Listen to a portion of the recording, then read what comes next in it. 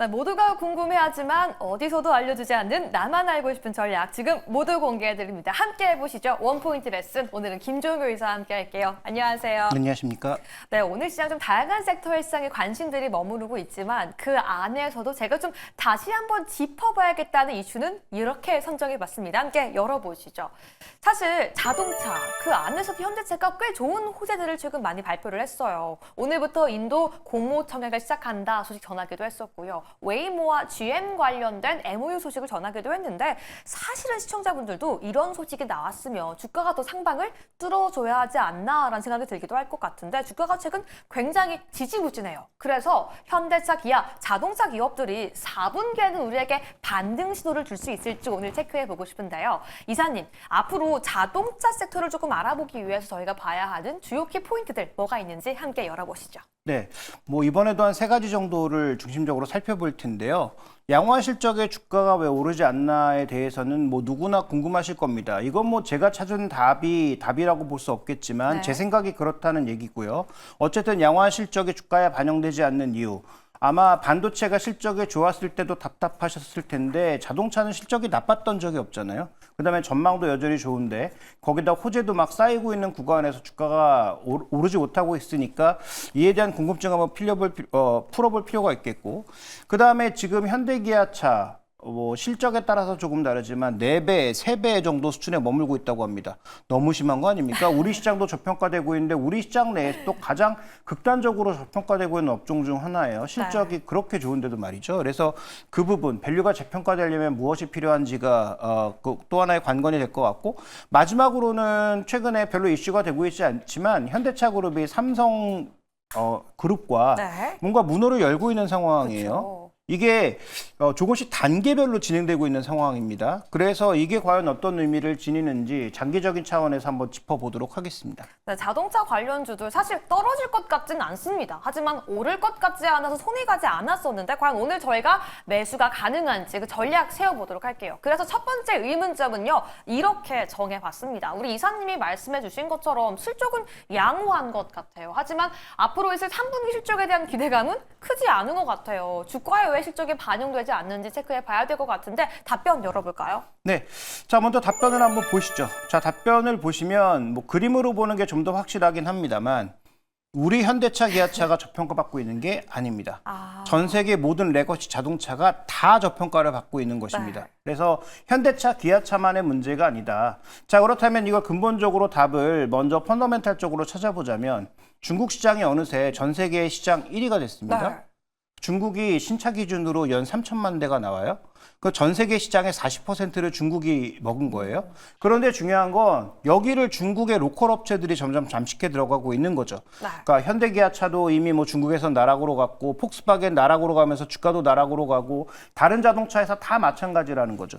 준비된 그림에서 보시면 하나 이제 급격하게 올랐다 내린 게 비아디 정도인데. 네, 핑크색이네요. 근데 이 비아디는 왜 그러냐면 최근 중국 증시의 흐름을 보시면 답이 나오죠. 그러니까 최근에 중국 증시의 흐름이지 이게 자동차가 좋았다라고 볼 수가 없는 거고요. 부양책이다. 네, 그다음에 견조했던 게 뭐 GM 정도라고 봐야 될 텐데 뭐 GM도 실적이 버텨주면서 견조했던 것이지 전체적으로 전 세계 모든 자동차가 PER 5배에서 한 뭐 6배, 뭐 높아봐야 한 7배 정도에 머물고 있는 게 사실이고요. 그다음에 전체적으로 연간 주가가 다 안 좋다라는 거죠. 실적이 좋든 나쁘든에 따라서 전체적인 편차는 존재합니다만 올해 지수 수익률을 대부분 하회하고 있다라는 게 핵심 포인트입니다. 그래서 현대기아차가 나쁜 게 아니고 그냥 자동차 전체가 다 좋지 않았다. 이렇게 좀 볼 수 있습니다. 그러면요, 이사님. 저희가 좀 큰 주가의 상승을 기대해보고 싶은 사람들은 뭐 현대 기아차를 포함해서 미국 내에서도 자동차 관련주는 그냥 보지 말아라. 이런 말씀으로 저희가 해석해 봐야 될까요? 근데 결국은 다음 이슈에서 말씀드릴 무언가 독특한 현대 기아차의 아이덴티티가 나와야 된다라는 거죠. 현대차, 기아차가 아무리 좋아봐야 내수차에서 내연기관차에서 3위고요. 그다음에 뭐 다른 자동차, 뭐 전기차에서도 그렇게 수익권은 아니잖아요. 그러니까 과연 이 독특한 자신만의 아이덴티티를 만들기 위해서는 테슬라처럼 자신만의 아이덴티티를 가지고 밸류를 그렇게 올릴 수 있는 무언가를 만들어내든지 아니면 다른 내연기관차와 다른 현대차만의 독특한 자신의 강점을 만들어야 갈 수 있을 것 같은데 다른 차와 같다면 지금 다른 평가를 받을 이유도 없는 거죠. 네, 지금 이 수많은 글로벌 자동차 업계에서 답이 되어야 하는데요. 그래서 두 번째 의문점 이렇게 저희 함께 분석해 보도록 하겠습니다. 사실 저는 현대차와 좀 테슬라를 비교해 본다라면 이 감히 비교가 될지 모르겠지만 아이폰과 갤럭시가 조금 생각이 나요. 이 독보적인 브랜드 파워, 또 독보적인 좀 나만의 아이덴티티가 없지 않나라는 아쉬움이 조금 있는데요. 현대차 차별화가 되기 위해 필요한 건 뭐가 있을지 함께 답변 열어보시죠.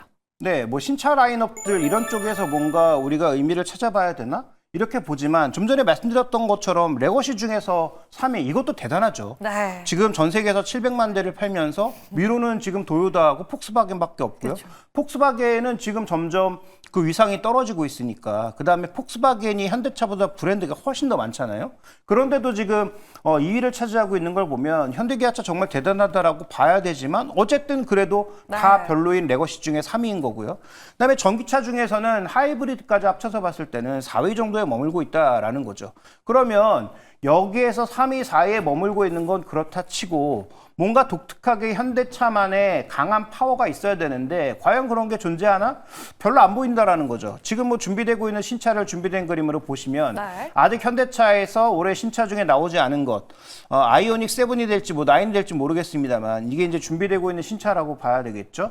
뭐 대형차이기도 하고 네. 나름 기대감을 가지고 있는 것이기도 합니다만 여기에서 과연 다른 전기차와 차별점이 무엇이냐를 따져봤을 때 별로 그렇게 큰 차별점을 부여할 수가 없는 거죠. 가격? 뭐 당연히 비쌀 거고요. 그 다음에 이 차가 독특한 매력을 갖기 위해서 기아의 EV9이나 다른 대형 전기차보다 다른 차별점을 가지고 있느냐? 별로 없죠. 뭐 그렇게 소프트웨어가 뛰어나냐? 아니면 뭐 전기차 파워가 뛰어나냐? 뭐 그런 부분에 별로 그렇게 큰 의미를 부여할 수가 없다라는 거죠. 네.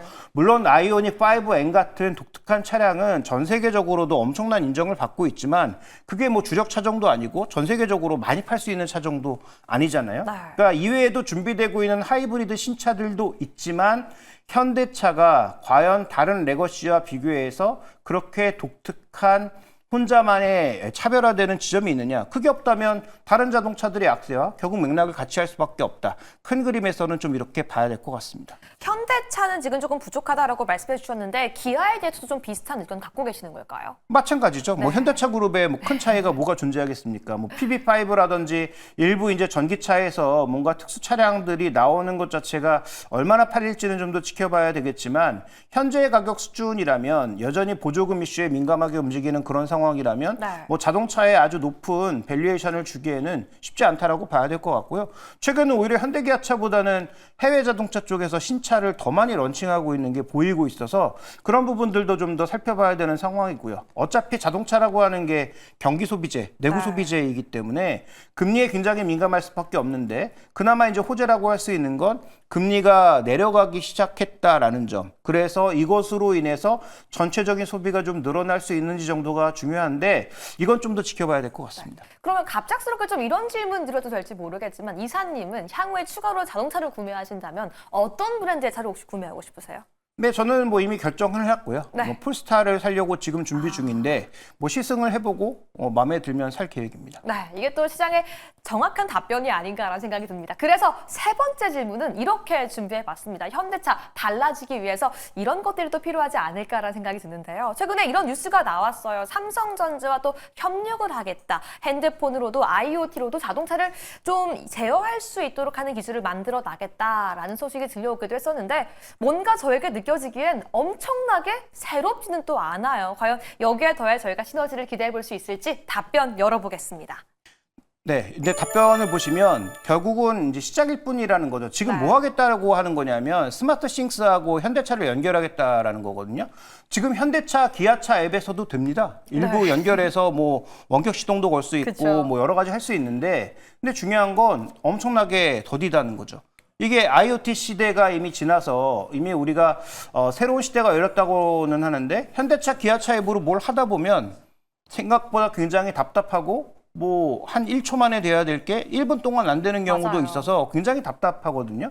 그래서 이 스마트 싱스로 협력을 해서 현대차 안에서 집에 있는 삼성가전과 연결해서 뭐 미리 조절도 해놓고 자동차의 뭐 위치도 찾고 뭐 이런 거 한다라는 건데 이게 뭐 중요하냐? 준비된 그림 보시면 별로 중요하지 않죠. 네, 어떤 기사인지 함께 살펴보시죠. 네, 일단 뭐 매일경제 기사를 보시면 폰으로 자동차를 제어하고 반대로 자동차 안에서 삼성 가전이나 삼성의 스마트 싱스와 연결될 수 있는 여러 가지 가전들을 제어하는 그런 방향으로 간다라는 건데 중요한 건 이게 시작점이라는 거죠. 그 다음에 연결은 뭘로 갈 거냐 하면 지금 뭐 아시는 분들은 아시겠지만 삼성전자가 엑시노스 오토라고 하는 전장 부품의 한 축을 가지고 있어요.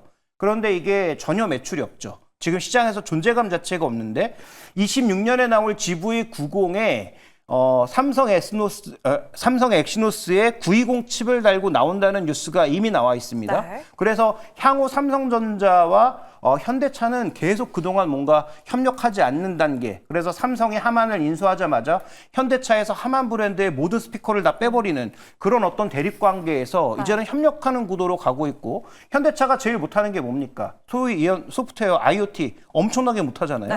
그래서 삼성전자가 뭐 전 세계 탑은 아니지만 현대차보다 나을 거 아니겠습니까? 그쵸. 그래서 우리가 스마트카에 원하는 건 스마트카가 스마트폰처럼 움직이길 원하는 건데 최소한 갤럭시 수준으로 움직인다면 그것만으로도 의미가 있는 거 아니겠어요? 그래서 제 생각에 뭐 현대차의 소프트웨어 수준은 정말 최악인데 그걸 먼저 삼성전자가 메꿔주면서 그 안에 들어갈 수 있는 칩이나 뭐 여러 가지 전장 부품들을 추가적으로 공급해 준다면 이건 뭐 장기적으로는 여러 자동차들 회사와 좀 구분될 수 있는 기존의 레거시 자동차들도 아직 아무도 못하고 있거든요. 네. 테슬라를 제외하면. 그쵸. 그러면 그런 차원에서 소프트웨어 업그레이드라든지 그 안에 전장 부품의 강화라든지 이런 것들이 이뤄낼 수 있는 하나의 축이라는 측면에서 저는 장기적으로는 분명히 주목해 봐야 되는 이슈라고 보고 있습니다. 네, 장기적으로는 호재로 볼 수 있다라고 말씀해 주셨는데 그렇다면 저희는 점차적으로 결론에 좀 가까이 가봐야 될 것 같아요.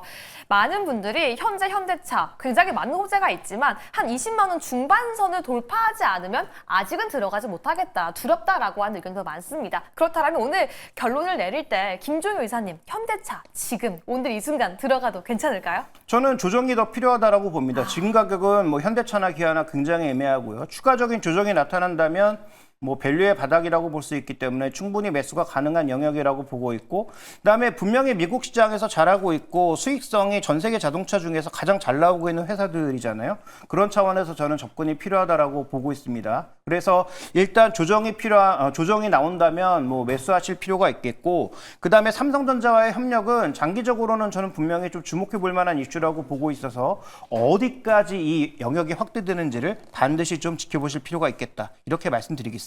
그럼 초반에 말씀해 주신 게 현대차만 부진한 것이 아니라 글로벌 자동차 전반적으로 부진하다라고 말씀해 주셨는데 뭐 테슬라와 비아디를 비롯해서 미국 시장에 상장되어 있는 자동차 관련 종목들에 대해서는 전망 어떻게 보실까요? 네, 지금 전부 마찬가지입니다. 네. 그래서 분명히 경기가 조금 식으면서 금리가 내려가고 있음에도 불구하고 이들 종목이 전체적으로 다 약세를 보이고 있는 거거든요. 개별적으로 한두 종목을 제외한다면 전체적으로 다 약세입니다. 그러면 자동차에 대해서 우리가 베팅하려면 최소한 전체적으로 뭔가 개선되는 모습을 보여야 되고 현대차가 그 안에서 뭔가 특수성을 나타내야 될 텐데 아직 그런 특수성은 뭐 언론에서는 뭐 있다라고 얘기하지만 제가 보기엔 전혀 없고 주가도 전혀 반응하지 않고 있기 때문에 그런 독창성이나 가격적인 매력이 나타나지 않을 경우에는 급하게 살 이유는 없다라고 보고 있습니다. 좋습니다. 현대차에 대해서 오늘 함께 점검해 봤는데요. 현대차만의 부진이 아니라 글로벌 전반적인 자동차 업체의 부진이 함께 이루어지고 있다라고 말씀해 주셨습니다. 특히나 현대차 같은 경우 현재 지지부진한 주가를 뛰어넘기 위해서 단독적인 독창성이 필요한 시점이다라고 말씀해 주셨고요.